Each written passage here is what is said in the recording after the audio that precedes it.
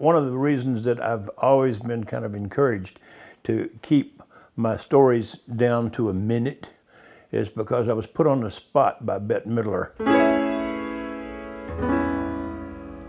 And I am all alone. It was 20 years after the Bette Midler show that I found out that Barry Manilow was the piano player. He was on stage playing, the harlots were singing, everybody in the crowd was thundering for her to come out, and it was only Bette backstage and me. But you got to have friends. She grabbed me by the shirt, she pulled me down in her face, and she said, "Okay, you got 60 seconds, pal. Tell me everything there is worth knowing about this one-horse town." Luckily, I remembered that the UT Tower was glowing, and I explained to her that the tower glowed when the Mighty Horns had won, and I made a phallic reference. She heard all she wanted and she just shoved me back. She said, "That'll do." Dashed out on stage and turned my 1-minute effort into 10 minutes of the most hilarious stand-up routine I've ever heard. And I've had nightmares ever since about trying to tell everything I know in 1 minute.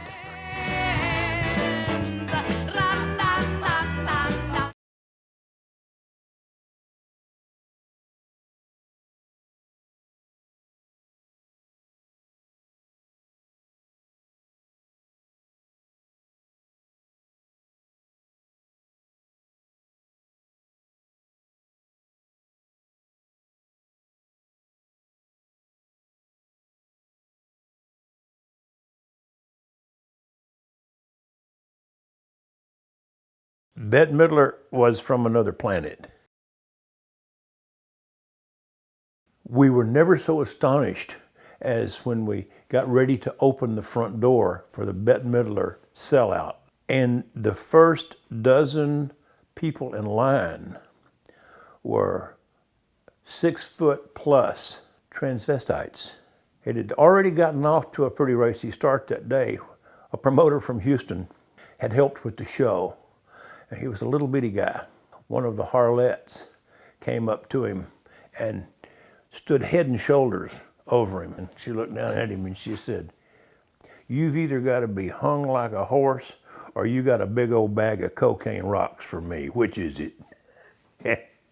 And that's the only time I guess I ever saw him just utterly speechless. Oh, the harlots.